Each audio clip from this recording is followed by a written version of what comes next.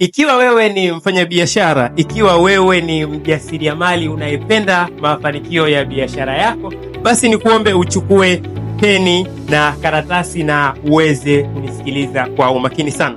Leo nataka tukaangalie kuhusiana na kampuni ya Samsung. Kampuni ya Samsung ilianzishwa mwaka 1938 na Bwana Lee Byung-chul. Huyu alikuwa ni raia wa Korea Kusini, na wakati wanaanzisha kampuni ya Samsung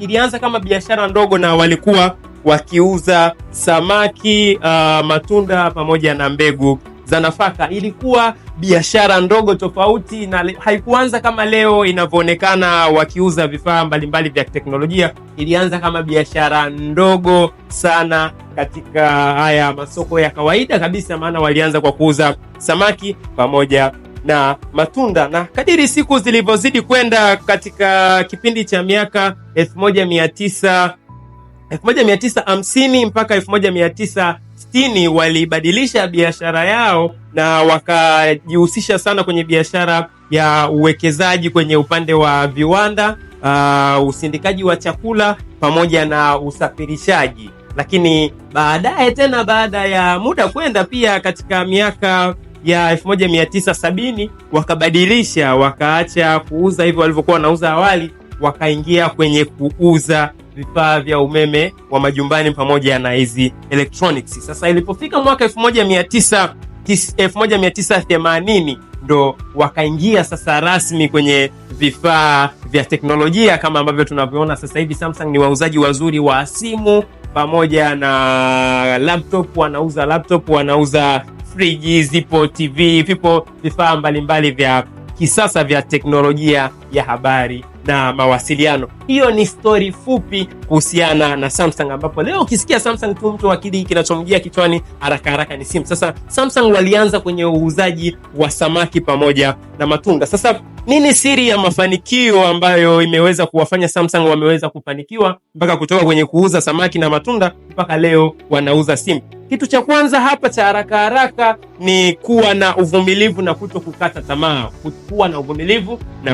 tamaa. Lakini kitu cha pili ni kujifunza kutoka kwenye makampuni mengine. Walikuwa wanauza vifaa vingine, sasa hivi wameanza kuuza vitu vingine kabisa, na hiyo yote ni wamejifunza kutoka kwenye makampuni mengine. Lakini kitu cha haraka hapa tunachoweza kuona kilichowafanya wakafanikiwa ni uwekezaji mkubwa kwenye ubunifu, innovation. Ndio maana sasa hivi wamekuja na vitu mbalimbali, simu, televisheni, friji. Hiyo ni uwekezaji mkubwa kwenye sekta hiyo. Lakini tunajifunza nini sasa kuhusiana na kampuni ya Samsung? Wewe kama mfanyabiashara, wewe kama mjasiriamali, unapata somo gani? Kwa haraka hapa nilivyoangalia, sisi kama wajasiriamali au kama sisi wafanyabiashara, jambo la kwanza la kujifunza kutoka kwa kampuni ya Samsung ni kwamba anza na kidogo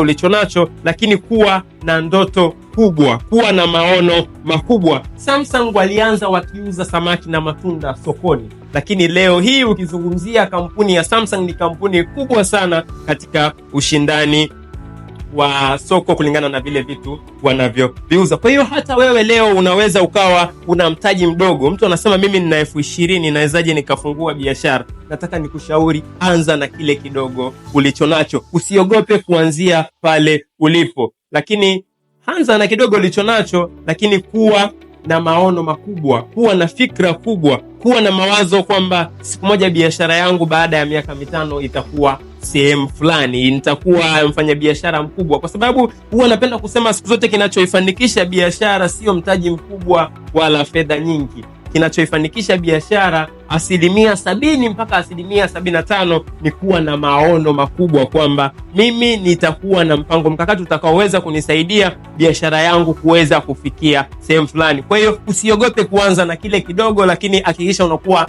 na maono ya kufika mbali. Lakini somo la pili tunaloliona hapa kuhusiana na kampuni ya Samsung ni kwamba usiogope mabadiliko, usiogope kubadilika. Kampuni ya Samsung walianza kwa kuuza samaki pamoja na matunda, lakini wakatoka hapo wakaenda kwenye usindikaji wa vyakula pamoja na mambo mengine, lakini baadaye tena wakaingia kwenye uzalishaji wa vifaa vya umeme. Kwa hiyo hii yote imetokana kwamba walikuwa wanabadilika kulingana na uhitaji wa wateja. Kwa hiyo hata kama leo umeanzisha kibiashara chako kidogo labda cha juisi, lakini kadiri siku zinavyozidi kwenda wateja wakawa wanahitaji keki, na wewe unashauriwa au ni vizuri ukahama ukabadilisha kulingana na wateja wanahitaji nini sokoni, nini kinahitajika katika soko la ushindani. Kwa hiyo usiogope kubadilisha, usiogope kubadilika, kwa sababu usipobadilika wewe, soko litakulazimisha kubadilika. Usipofanya mabadiliko wewe, soko litakulazimisha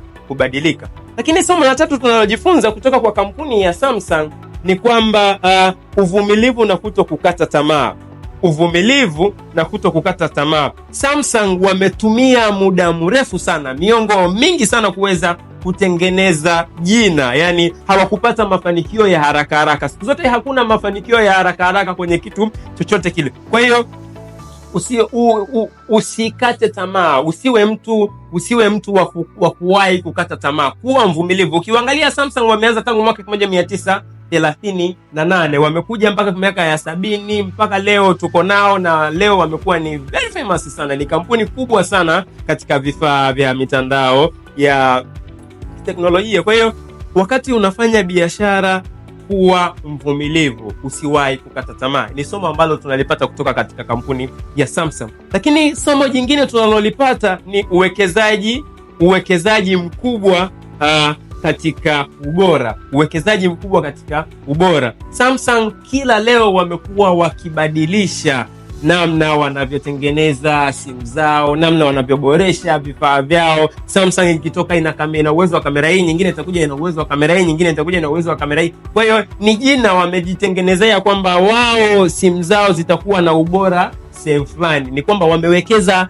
asilimia kubwa kwenye ubora. Kwa hiyo hata kama wewe una biashara yako, yani kwa mfano kama mimi leo nauza juisi, inatakiwa nitengeneze juisi fulani hivi ambazo zitakuwa hata zikiingia kwenye soko la ushindani, yani hata mtu akinywa aulize, hivi naweza nikapata wapi juisi kama hii? Kwa hiyo kuwekeza katika ubora, tengeneza kile kitu kwa ubora ambacho unakifanya, ambacho utajua hiki kabisa na ninafanya ili kiweze kuniingizia pesa. Kwa mfano kama unauza nguo za mitumba, ukienda kuchagua nguo za mitumba, usichague tu ili mradi umechagua. Tafuta nguo kali ambazo unajua watu wangu mimi wanapenda vitu vizuri, watu wangu wanapenda vitu bora. Kwa hiyo chagua vile vitu bora ambavyo vitakuwa vinakutengenezea wewe jina, lakini vitakuwa vinafanya biashara yako iweze kuonekana nzuri. Lakini jambo jingine tunalojifunza kutoka kwa Samsung ni uwekezaji kwenye elimu na maarifa. Ni somo ambalo wanaendelea kutupa kampuni ya Samsung. Sasa kampuni ya Samsung imekuwa ikiweka kila mwaka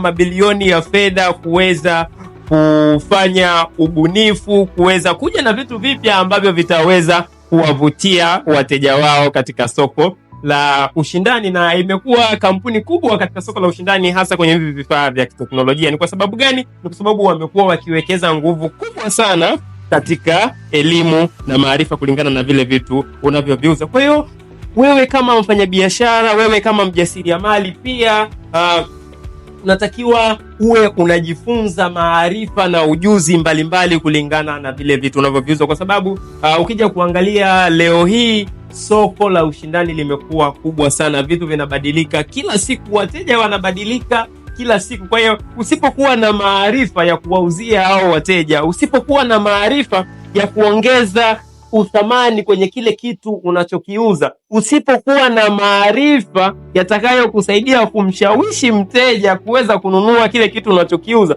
usipokuwa na maarifa ya kuweza kukiboresha kile kitu chako unachokiuza, my friend, you are broke. Mpaka vidi nitumie Kiingereza. Usipokuwa na maarifa, naweza nikasema hautafika sehemu yoyote ile. Kwa hiyo kama mfanya biashara, kama mjasiriamali unayetaka biashara yako iweze kutoka sehemu moja kwenda sehemu nyingine, ni muhimu ukawa na maarifa, ni muhimu ukajifunza kutoka kwa watu wenye maarifa. Naweza nikasema kama mimi au hata kwa watu wengine ambao wanafundisha kulingana na biashara unayokuwa unaifanya. Sasa kwa kuhitimisha ni kwamba Samsung wanatupa mfano mzuri sana kwamba hata biashara ndogo ina uwezo ikawa kampuni kubwa katika soko la ushindani. Hata biashara ndogo ina uwezo wa kuwa kampuni kubwa katika soko la ushindani. Ili uweze kufanikiwa kwenye biashara, unahitaji kuwa na maono makubwa, unahitaji kuwa na uvumilivu, unahitaji kuwa na maamuzi ambayo yataweza kukufanya wewe uweze kufanikiwa. Kwa hiyo kama mfanyabiashara, usikate tamaa, usiseme mimi sina fedha ya kuanza, sina chochote cha kuanza. Anzia pale pale ulipo, anzia na kiasi kile kile ulichonacho, ili kiweze kukutoa sehemu moja na kukupeleka sehemu nyingine. Wakati huo huo unaanza na kidogo ulichonacho, lakini kuwa na ndoto, kuwa na maono makubwa yatakayoweza kukusaidia kukua katika biashara yako. Leo nimeamua nikuletee kampuni ya Samsung, na nadhani tumeweza kujifunza pia kama wafanyabiashara na kama wajasiriamali. Endelea kunifuatilia, usichoke kujifunza, kwa sababu siku zote maisha ni kujifunza. Naitwa Royemam.